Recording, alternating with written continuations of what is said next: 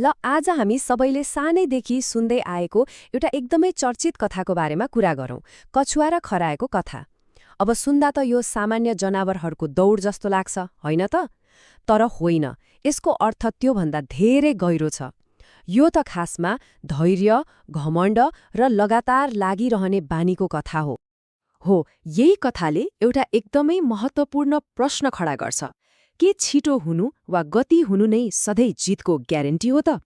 के रफ्तारले मात्रै सफलता पाइन्छ? आउनुहोस्, यही प्रश्नको वरिपरि रहेर यो कथालाई अझ गहिरिएर हेरौँ। हाम्रो कथाको सुरुवात हुन्छ एउटा हरियाली र रमाइलो जङ्गलबाट। त्यही जङ्गलमा बस्थे हाम्रा दुई मुख्य पात्रहरू, जसको बानी बेहोरा आकाश पातालको फरक थियो।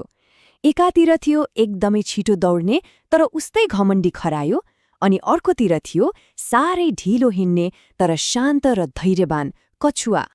यी दुई बीचको भिन्नता हेर्नुस् त, एकदमै स्पष्ट छ। एकातिर खरायो, जसलाई आफ्नो गतिको यति घमण्ड थियो कि उसले अरूलाई केही गन्दैन्थ्यो, अनि अर्कोतिर कछुवा, जसलाई आफ्नो ढिलो हिँडाइको बारेमा थाहा थियो तर उसलाई आफ्नो धैर्य र निरन्तरतामा चाहिँ पूरा विश्वास थियो।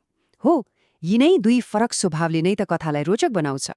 कथाले एउटा रमाइलो मोड तब लिन्छ जब खरायोको त्यही घमण्डले एउटा नसोचेको चुनौतीलाई जन्माउँछ। यो कुनै सामान्य प्रतिस्पर्धा थिएन, भनौँ न, यो त दुई फरक जीवनशैली र सोचाइबीचको टक्कर थियो। खरायोको घमण्ड उसको बोलीबाटै प्रष्ट हुन्छ। उसले कछुवालाई हेपेर भन्छ, ए कछुवा, तिमी त कति ढिलो हिँडेको, जिन्दगीभरि यसरी नै हिँडेर के नै गर्न सक्छौ र? यो केवल एउटा सोधाइ थिएन, यो त कछुवाको क्षमतामाथिको ठाडो प्रहार थियो। तर कछुवाको जवाफ सुन्नुस् त, कति शान्त तर कति आत्मविश्वासले भरिएको। ऊ एकदमै दृढ भएर भन्छ, ढिलो हिँड्नु मेरो कमजोरी होला, तर नरोकिकन निरन्तर हिँड्नु नै मेरो सबैभन्दा ठूलो बल हो।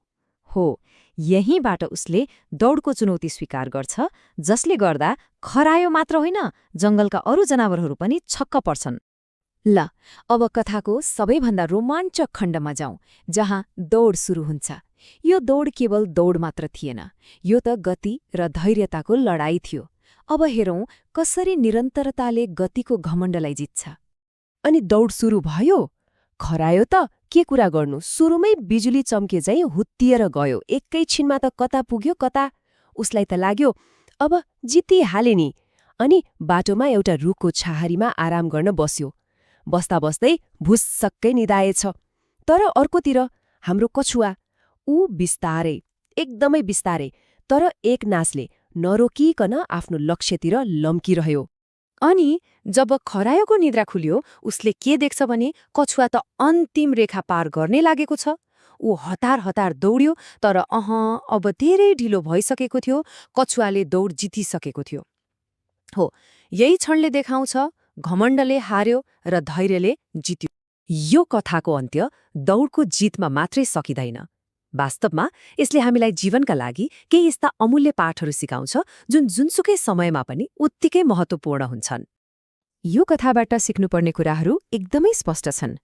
पहिलो र सबैभन्दा महत्त्वपूर्ण कुरा त धैर्य र निरन्तर प्रयासले नै सफलता दिलाउँछ, केवल गतिले मात्र होइन। अनि खरायोको हारले के देखायो? घमण्डले कसरी असफलतातिर धकेल्छ र अल्छीपनाले हातमा आएको अवसर पनि कसरी गुम्छ भन्ने कुरा।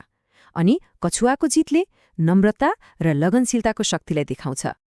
अनि अन्त्यमा यो कथाले हामीलाई एउटा गहिरो प्रश्नको अगाडि ल्याएर छोडिदिन्छ। जीवनको यो लामो दौडमा कोही खरायो होलान्, कोही कछुवा, तर यसले सोच्न बाध्य बनाउँछ के प्रतिभा र गति नै सबथोक हो, कि निरन्तरता र धैर्यताको मूल्य त्योभन्दा बढी छ? सायद वास्तविक जीवनको दौडमा कहिले खरायो जस्तै छिटो दौड्नुपर्छ त कहिले कछुवा जस्तै निरन्तर हिँड्नुपर्छ। हो, सही समयमा सही रणनीति अपनाउनु नै सबैभन्दा ठूलो बुद्धिमानी होला। अब यसको जवाफ त सायद हरेकले आफ्नै जीवनको दौडबाटै पत्ता लगाउने कुरा हो। ल आज हामी सबैले सानैदेखि सुन्दै आएको एउटा एकदमै चर्चित कथाको बारेमा कुरा गरौँ, कछुवा र खरायोको कथा। अब सुन्दा त यो सामान्य जनावरहरूको दौड जस्तो लाग्छ, होइन त? तर होइन, यसको अर्थ त्योभन्दा धेरै गहिरो छ। यो त खासमा धैर्य, घमण्ड र लगातार लागिरहने बानीको कथा हो, यही कथाले एउटा एकदमै महत्त्वपूर्ण प्रश्न खडा गर्छ। के छिटो हुनु वा गति हुनु नै सधैँ जितको ग्यारेन्टी हो त?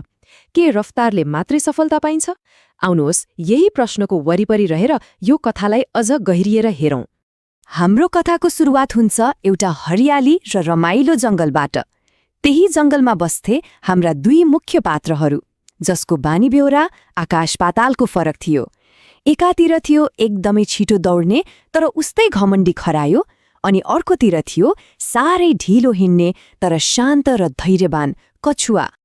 यी दुई बीचको भिन्नता हेर्नुस् त, एकदमै स्पष्ट छ। एकातिर खरायो, जसलाई आफ्नो गतिको यति घमण्ड थियो कि उसले अरूलाई केही गन्दैन्थ्यो, अनि अर्कोतिर कछुवा, जसलाई आफ्नो ढिलो हिँडाइको बारेमा थाहा थियो तर उसलाई आफ्नो धैर्य र निरन्तरतामा चाहिँ पूरा विश्वास थियो। हो, यिनै दुई फरक स्वभावले नै त कथालाई रोचक बनाउँछ। कथाले एउटा रमाइलो मोड तब लिन्छ जब खरायोको त्यही घमण्डले एउटा नसोचेको चुनौतीलाई जन्माउँछ। यो कुनै सामान्य प्रतिस्पर्धा थिएन, भनौँ न, यो त दुई फरक जीवनशैली र सोचाइबीचको टक्कर थियो। खरायोको घमण्ड उसको बोलीबाटै प्रष्ट हुन्छ। उसले कछुवालाई हेपेर भन्छ, ए कछुवा, तिमी त कति ढिलो हिँडेको, जिन्दगीभरि यसरी नै हिँडेर के नै गर्न सक्छौ र? यो केवल एउटा सोधाइ थिएन, यो त कछुवाको क्षमतामाथिको ठाडो प्रहार थियो। तर कछुवाको जवाफ सुन्नुस् त, कति शान्त तर कति आत्मविश्वासले भरिएको। ऊ एकदमै दृढ भएर भन्छ, ढिलो हिँड्नु मेरो कमजोरी होला, तर नरोकिकन निरन्तर हिँड्नु नै मेरो सबैभन्दा ठूलो बल हो।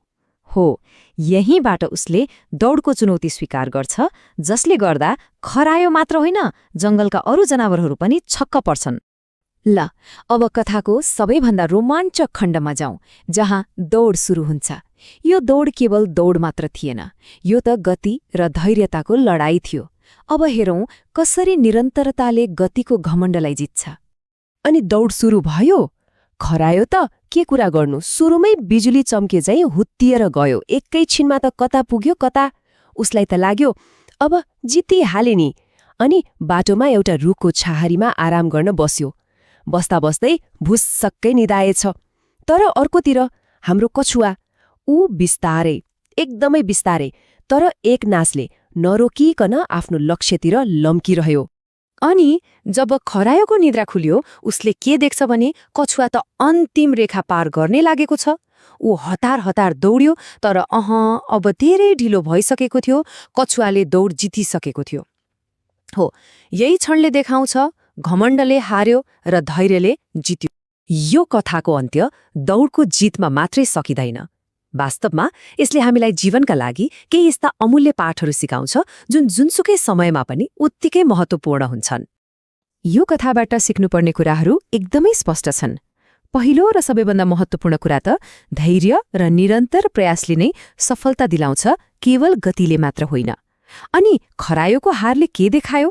घमण्डले कसरी असफलतातिर धकेल्छ र अल्छीपनाले हातमा आएको अवसर पनि कसरी गुम्छ भन्ने कुरा। अनि कछुवाको जितले नम्रता र लगनशीलताको शक्तिलाई देखाउँछ।